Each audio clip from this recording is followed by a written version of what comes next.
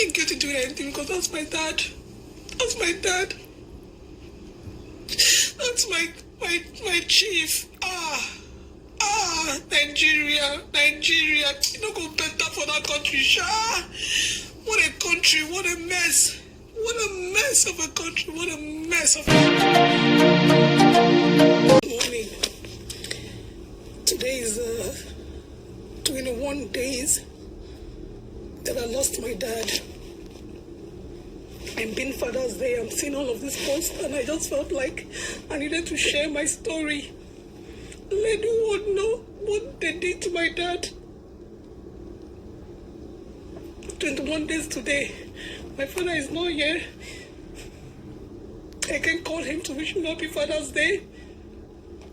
I can tell him how much he means the world to me because of the stupid Nigerian medical system and what they did to my dad.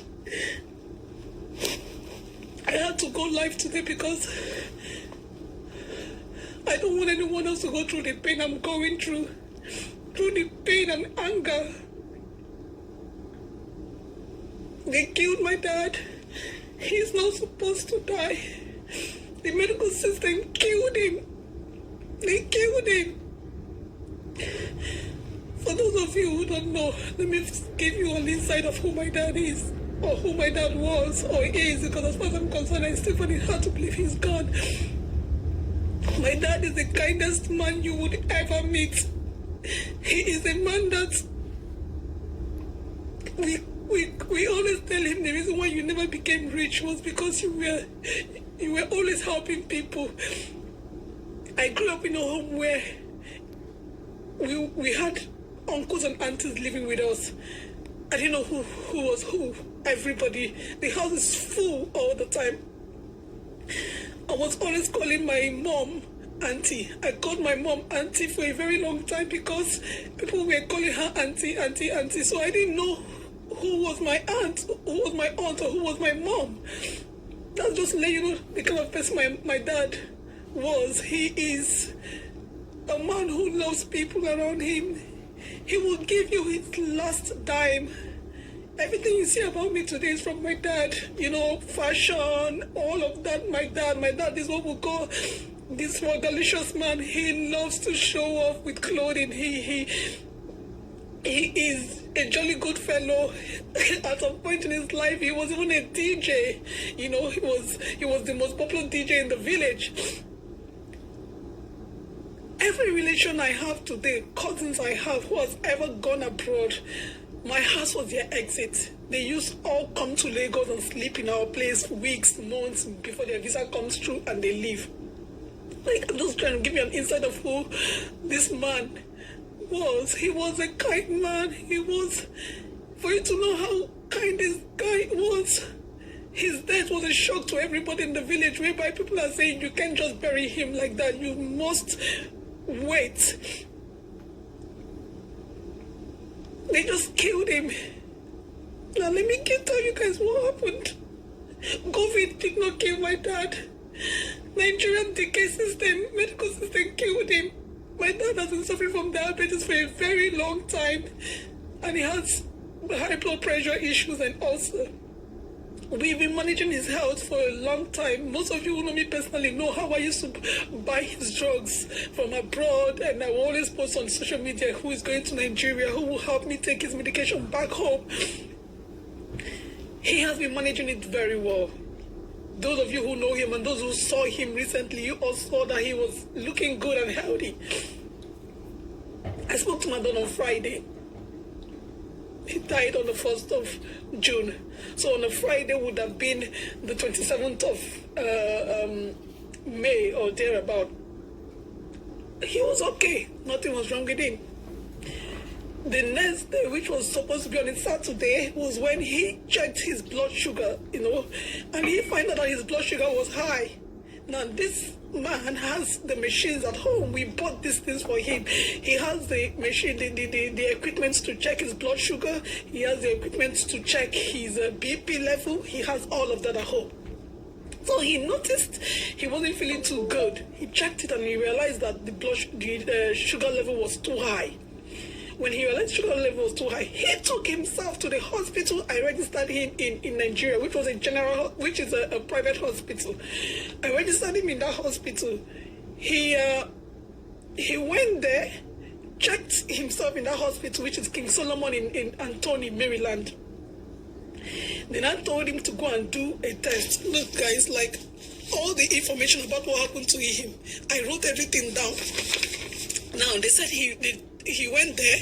They told him to go to Oshodi, that there is one of the best best lab technician, whatever, in Oshodi. You should go there and do a test. This man took himself there. They told him to go and do pelvic and what do they call it? They said pelvic and what again? An abdominal test. He should do that. He did that, came back. Took it back to King Solomon.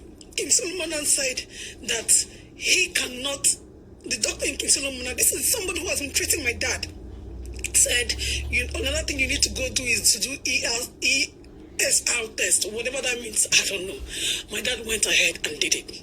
Came back and then told my younger brother, all of these tests I'm doing, these people are not telling me what is going on. We need to go back to the hospital. He went back to King Solomon. Now, this is a hospital he has been going to, a hospital we've been treating him. He went back there.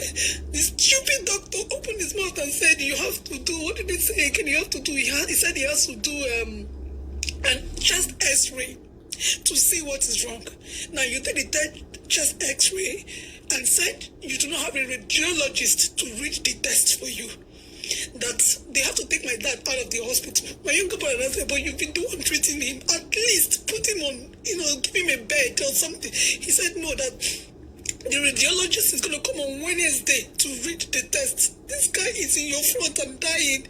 You rejected him. The next thing he said was they should take my dad to Lutz. They should take him to Lutz. They took my dad to Lutz. They got to Lutz. Lutz said they don't have a bed.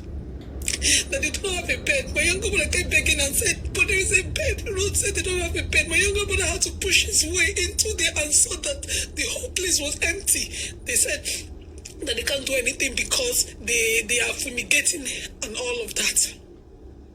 From there, they went to Lasut. All of this was because they were having feeling it was COVID. They went to Lasut. They got to Lasut. The man who treated my dad last year for this same illness was the same man they met. The same doctor was who they met. The doctor said, oh, Ariel, I remember who you were. I treated you last year for the same issue. Everybody was like, oh, okay, thank God. At least somebody has come to the rescue. But this same doctor now refused to allow them into the hospital. He now said that he's going to give him drip to calm down his sugar level. They were giving my father drip in the car. There were other people who came to the hospital in Lasut and they rejected all of them, and everybody was outside and begging these people. You were giving him drip, you gave him 5 drips inside the car. A man who is 66 years old, who you know fully well has been having this sickness for a while. You've treated him before. You gave him 5 drips inside the car, but you refused to give him a bed. Their own story was, oh, we are fumigating the whole hospital. That's the same story they gave. He now wrote a report and told them to take him to Bagada. All of this again is because of what? COVID. My younger brother, poor boy, took the paper the doctor gave to them and went to Bagada. They got to Bagada. Bagada hospital refused to even let them in. They refused to even attend to them. They refused to. My younger brother was like, see, I have a paper from the doctor. Just attend to him. He needed oxygen. He wasn't breathing well. He needed oxygen. These stupid hospital people stood there and refused to let my dad into the hospital. And that's how my younger brother took him again.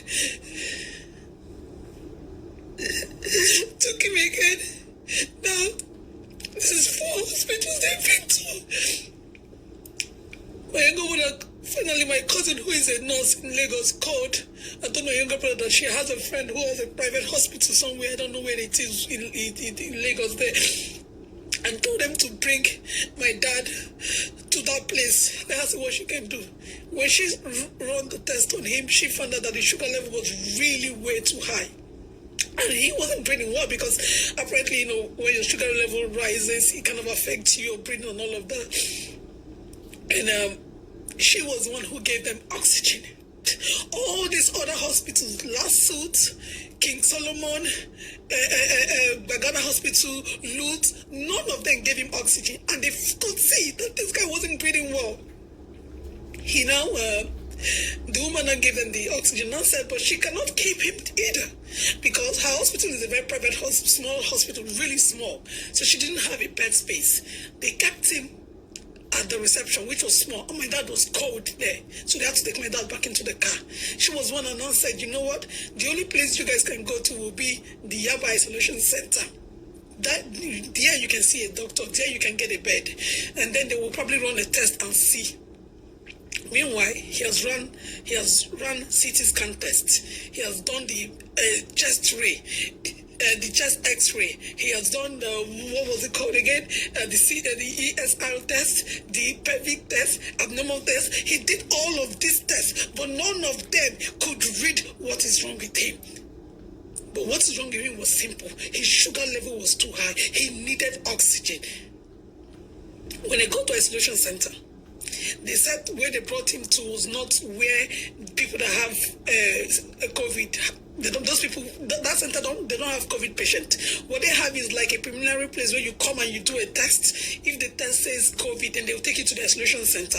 But if it doesn't say COVID, they will give you a paper that you cannot go to a hospital, and the hospital will accept you. When they got to that center now, my dad was in the car receiving the oxygen from the other private hospital, that the last place they went to. And this doctor came up and said, you can go home to you can come and see him tomorrow, but now he needs to go to bed and we'll take care of him. Everybody said, okay. My dad came out of the car himself. These same isolation people would say, Baba, look at you, now, Baba, you're strong, nothing did, Baba, you're well already. My dad waved goodbye to everybody and said, I'll see you guys tomorrow. Now, by the time, before they did that, they already saw they don't have insulin in their hospital. They told my younger brother and my cousin to go and look for insulin. My younger brother and my cousin went out and started looking for where to buy insulin. They came back with the insulin. They administered that insulin for them inside the car. Inside the car. By the time the insulin came, the oxygen got finished. They said they have oxygen. My brother asked, do you have oxygen? They said yes. Do you have oxygen? They said yes. They took him inside. My dad walked with his own bare legs, walked in there. Everyone left. Around, let's say around 10 midnight or 12 midnight, my younger sister, the one that lives in Enugu, called my dad. And my dad told her that they removed the oxygen from him. They removed the oxygen. She was now yelling and wondering, why did they remove the oxygen? She called my younger brother. Chukwemeka, you need to call that place. They said they removed the oxygen. My younger brother called. They said they were just testing one or two things. They were going to put it back or thereabout. And then around 5 a.m., they now called and said he's dead. Please, can somebody explain to me how he not died at 5 a.m. if they were really doing their job? How did he not die at 5 a.m.? If you guys gave him oxygen, because the oxygen the other private hospital gave him, the lady, that was what has been sustaining him till they got to Yapa Center. If all these hospitals I just mentioned, from Lasuth to Lutz to Bagada General Hospital to King Solomon Private Hospital, if they all had attended to him from the very beginning when he came in there, would he be dead today? Would he be dead today? Because this same thing happened to my dad last year. This sugar level happened last year. And the doctor in Lasuth confirmed he was the one that treated him and brought the sugar level down. You don't have insulins in your hospitals. You don't have oxygens in your hospitals. And then you will come to social media, you will see these isolation people dancing. Instead of you to be inside the center and attend to people who are sick and regulate their oxygen. Because when you give someone oxygen, you need to be there and regulate it. Know when it's high, know when it's down, know when to increase it, know when to decrease it.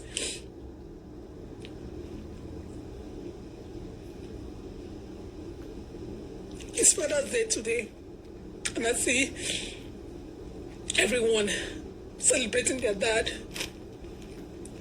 and I'm here asking my own self questions, wondering, where did we go wrong? A country that does not have a medical record of anyone. A country where you can go to King Solomon and bear John. You can go to Bagada and bear Mary. You can't even put a name in the computer and the system will come out. You can put your name in any medical record in Nigeria today and they will have your record.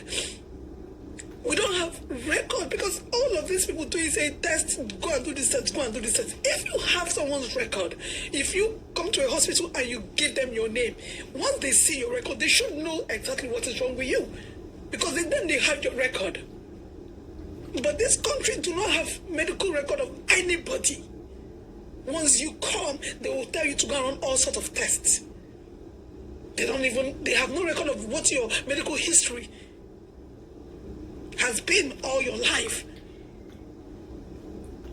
You come to isolation center, these stupid people who are supposed to be attending and working and saving lives will be dancing stupid dance. I had to do this video today. Why? Because it's Father's Day and I don't want anyone to go through this pain I'm going through. Be you my friend, be you my enemy, be you whatever. No one deserves to go through this pain. And I'm creating this awareness to let those of you back at home in Nigeria to know what is going on down there and to please be careful. If you have the opportunity to fly your parents, please fly them out.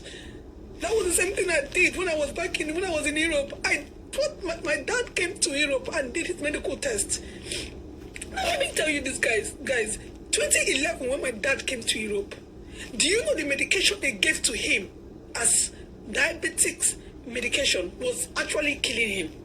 When he did his test in Belgium and the doctor said, let me see the medications you're taking. He showed the doctor, he said, this one is for diabetes and this is for high blood pressure.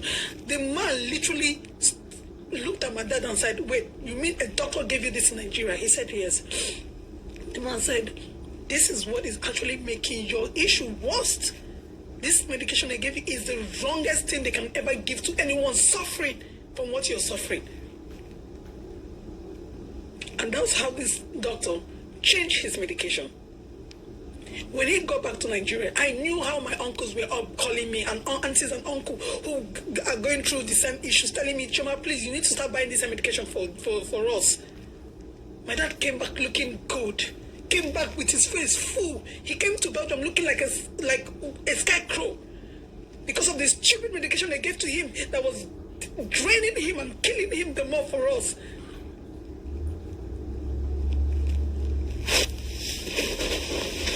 Nigeria is not a country. It's not a place where human lives are valued. This whole thing happened at the moment when God was changing my life, changing my story, and everybody's happy in the family and we are all celebrating and jubilating for the next level of that God was doing for me, and this happened. What most of you don't know is that I am my daddy's girl. I'm the first child. And me and my dad, we have a bond. My dad calls me every day. There's no day my dad does not call me. Every day.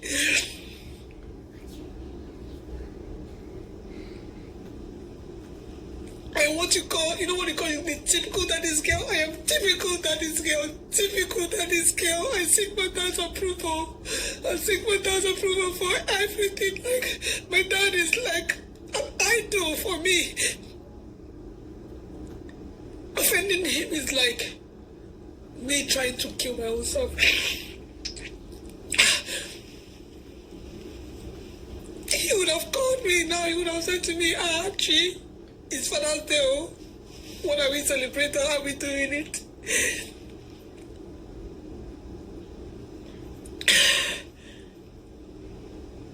The medical system killed him. They finally, they called us last week and told us that the result was out. The result came out, it wasn't COVID. It wasn't COVID. The same stupid COVID that they were all running from. It wasn't COVID. It was his sugar level was freaking too high. It was fucking too high. I mean, he needed oxygen. He wasn't breathing. He needed oxygen. He needed insulin to calm down his sugar level. That's all he needed. That's all he fucking needed. That's all he fucking needed. And that country, that mess of a place, took away a man who is 66 years old, who was just about enjoying his life and living to the fullest and enjoying everything that God has given him in his children. The point where he was already on the level where he could fly to any part of the world and see his, go from Germany to see my younger brother, to come into America to see me. And they took him away. They took him away because they didn't want to attend to him. They kept rejecting him. How can 4 freaking hospitals reject somebody? How? Even the so-called government hospital that shouldn't know. Private, I can understand. Okay, you're a private hospital. Okay. What about the government hospital that we use our taxpayers' money to fix, to build?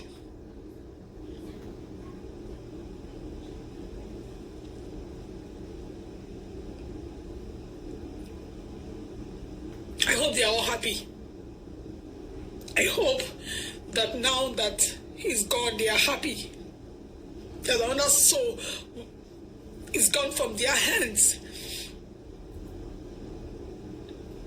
This same thing I'm talking about happened to another family. I saw this story on social media a few days ago. Exactly the same thing that happened to us also happened to this girl's family. And the man is dead today, 63 years old.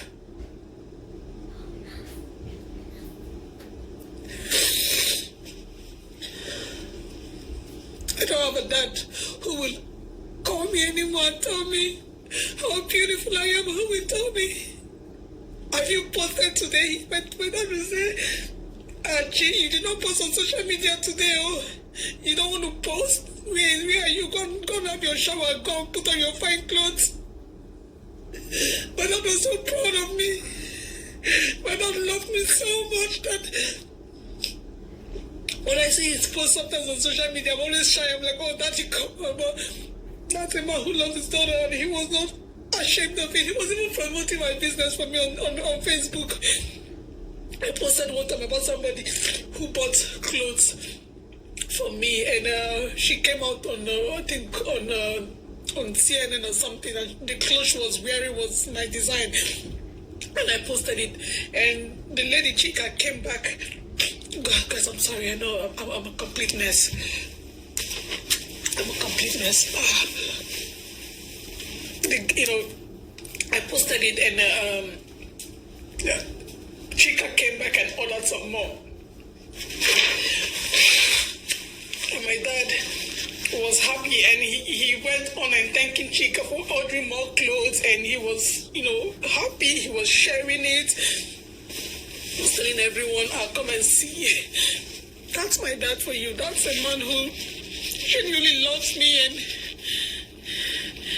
my best friend, my hero, He is the only son. My dad is the only son of his dad. And, my granddad died when my dad was only 9 years old. So I didn't even know I don't know who my granddad was. My dad suffered. And made his way through and made sure we all went to school. My dad really went through hell and back in his lifetime. And then God started blessing us, his children, and we started changing his story and putting smiles on his face and giving him everything we could give to him just to keep him happy and keep him alive. And then they took him away from me. They took him away from me. The moment when we were planning to celebrate his birthday this December,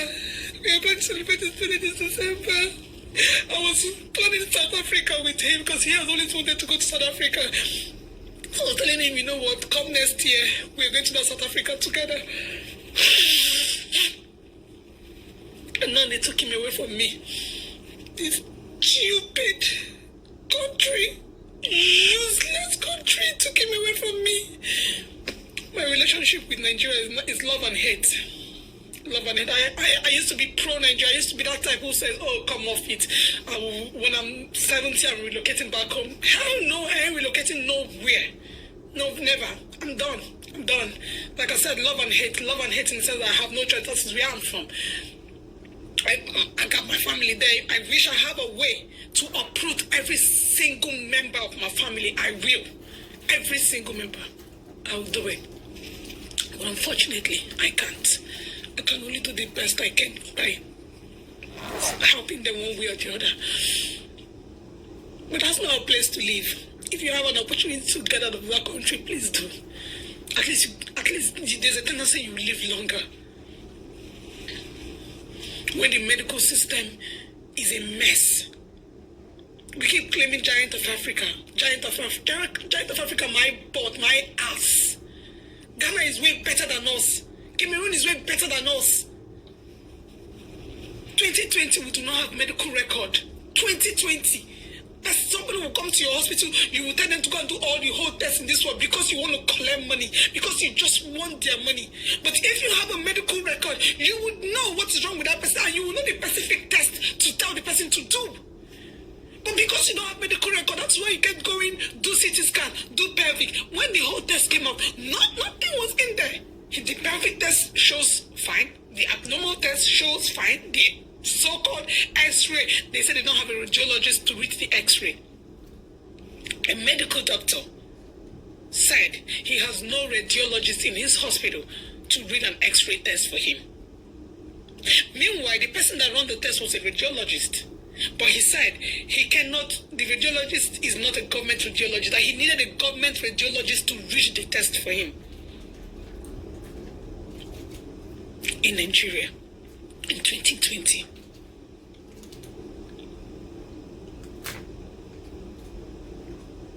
In 2020. All they kept saying was, test, just to get money. Just to get money.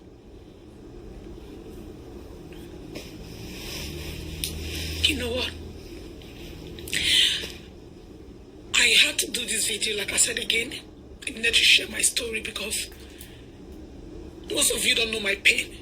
And most of you who will ask me how am I doing, I don't know how I'm doing. I don't know how I am doing.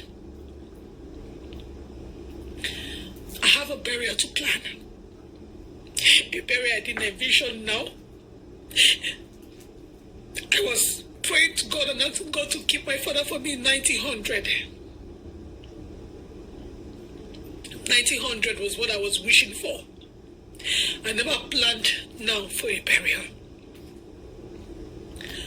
And the pressure is too much for me as I'm the first child. He was a kind man. He was a very, very kind man. And the Nigerian medical system killed him for me. They took away my first love, my hero, my best friend. The only person that calls me every day. Every day. He calls me every day. Every day.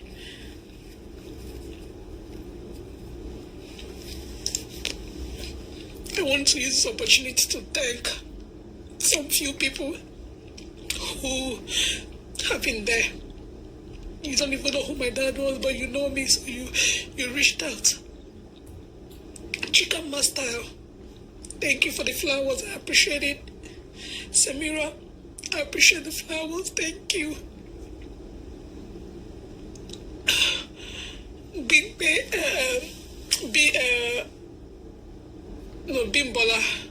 Bimbola from California.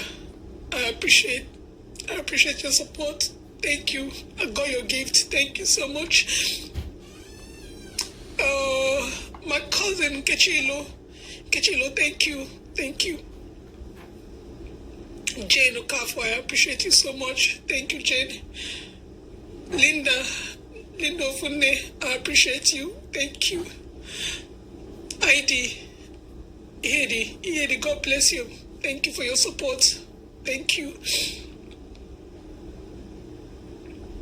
Christabel, thank you. Uzo, the actress. I appreciate you so much. You would call me and for 3 hours you would just turn the phone and tell me to lament. You tell me lament. Say it how you want. 3 hours you're on the phone with me. Steady calling, and even when I don't pick, you will write me and say, I know you don't want to pick my call, but I'm just checking up on you. Mary Alfred, thank you so much. All those who call me, I don't pick your call, but you kept sending me message and reaching out to me. I just want you to know that I appreciate you guys and I appreciate your love and your support. My dad is in the mortuary right now, so it's planning stage we are right now. And I pray one day, someday, the medical system in Nigeria would get better. I pray one day it will really get better. I pray that God will send us a Messiah, somebody, because I don't know who we can trust in that country anymore. I pray that we will live to see the Nigeria we desire. We will live to see a medical system that saves lives and take care of people who are sick and stop this nonsense attitude of negligence and I don't care attitude that we have in Nigeria. When someone is sick, it's not a thing to joke about. It's not a thing to play with. It's something to look into and take care of the person. Take care of the person like you would want to be taken care of.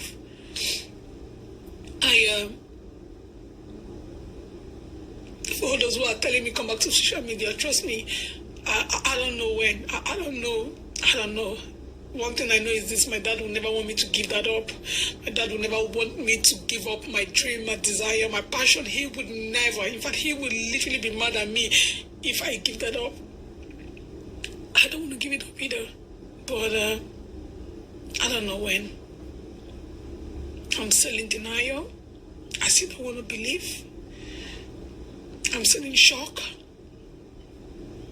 I'm losing it. I'm losing it and feeling broken. Completely broken.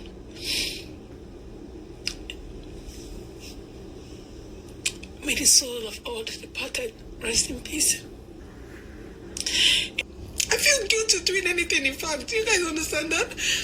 I feel guilty eating. I feel guilty going out of this house. I feel guilty. Anything I'm doing, I'm feeling guilty. I'm feeling bad. I'm like thinking, why are you doing this? He's there lying there in the mortuary.